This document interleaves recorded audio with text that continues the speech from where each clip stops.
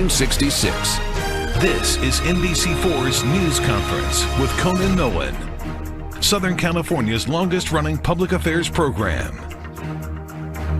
On this edition of News Conference, it was one of the signature agreements during the San Francisco summit this week between President Joe Biden and Chinese President Xi Jinping.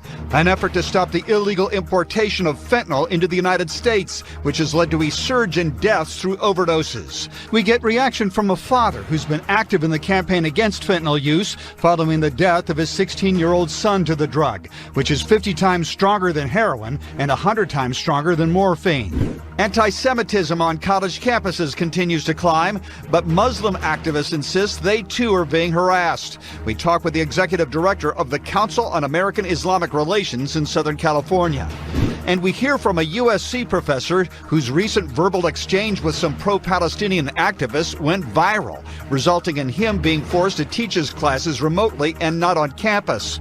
He claims the audio was edited to alter the meaning of what he said, but stands by his initial contention that Hamas are murderers. Good morning and welcome to the Tom Brokaw News Center here at Universal City. I'm Conan Nolan. Thanks for joining us. Hope you're having a great Sunday morning. So tension on college campuses over the war in the Middle East is getting worse. In a moment, we will hear from a USC professor caught up in a viral moment that has led to him being forced to teach his classes remotely, with some calling for him to be permanently removed from the faculty, while others are demanding he return to the classroom. But while the director of the FBI says anti-Semitism has reached record levels, Muslim rights activists say so too has anti-Islamic sentiment.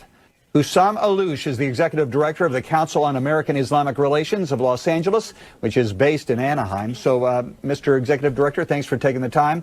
We have reported at length about the tragic murder of a 6-year-old Muslim boy in the Midwest who was the victim of a hate crime. But my guess is there are other cases, in your opinion, where anti-Muslim bias has been underreported. Yeah, just to give you an example, when I met with the youth and students who go to local campuses and high schools, and I spoke with many of them, I would say most, maybe 60-70% of them have experienced some kind of harassment or anti-Muslim incidents. And when I asked them, have you reported it? Almost overwhelmingly, everybody said no. And I said, why not? Well, they said, we didn't think the administration, we didn't think CARE, we didn't think the police could do anything. Number one, because you guys are overwhelmed. Or when it comes to their schools, their feeling or their sense is that the school does not care about them. They are invisible for their school, whether it's the college level or high schools. Of course, this might not always be true.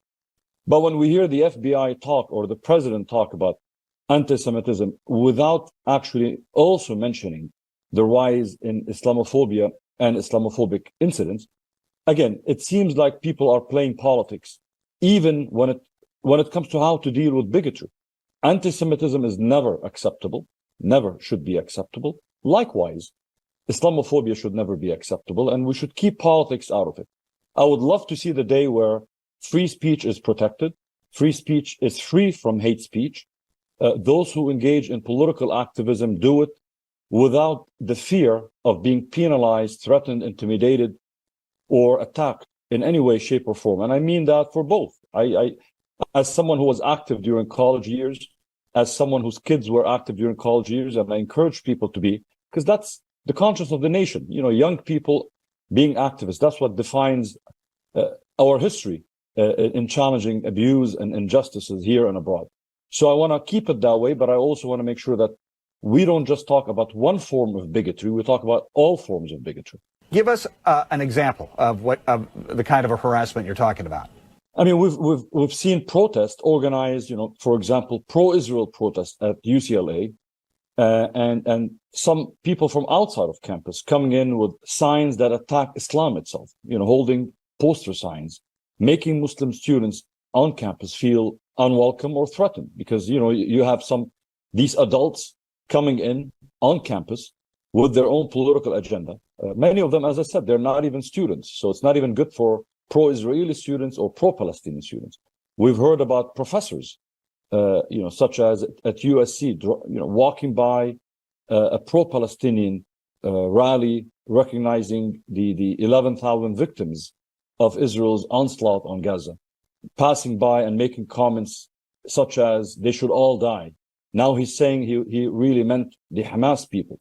But he has to keep in mind, he's a professor. He's the adult in this equation, passing by students, showing anger, showing irresponsible behavior, making students feel at unease. That's never good.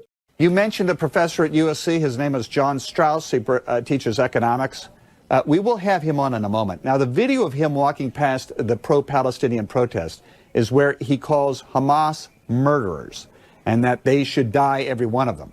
It's a reference, he says, to the Hamas terrorists, not to all Palestinians.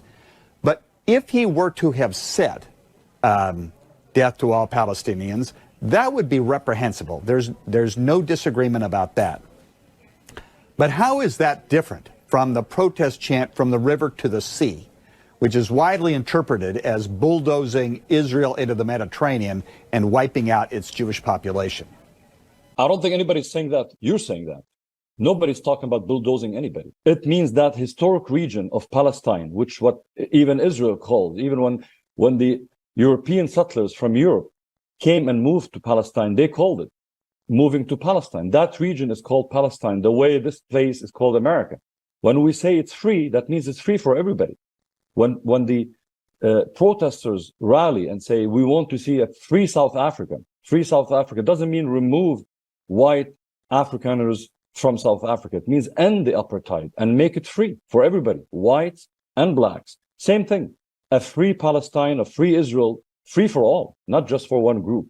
So Israel has said, Hamas, that they have made the point that they intend on wiping out Israel and every Jew that lives there, and they will continue to murder Jews. That's why they're there. Hamas is a distraction, is a smoke screen that Israel uses to deflect from the real problem. Hamas is the governing body of the Gaza Strip. They're the government. Were the Palestinian people living in freedom, in peace, before Hamas? If you ask me, I would wish for the day there's no Hamas, no PLO, no Fatah, no resistance. Why? Because I would like to see the Palestinian people live free on their land. But that could only happen by eliminating the root cause of this problem, which is the occupation. Assam Alouche is the executive director of the Council of American Islamic Relations of Los Angeles. Thank you for taking the time. My pleasure. Thank you. Likewise. Up next, Professor John Strauss of USC as to what did or didn't happen and started a debate over whether he should keep his job when we return.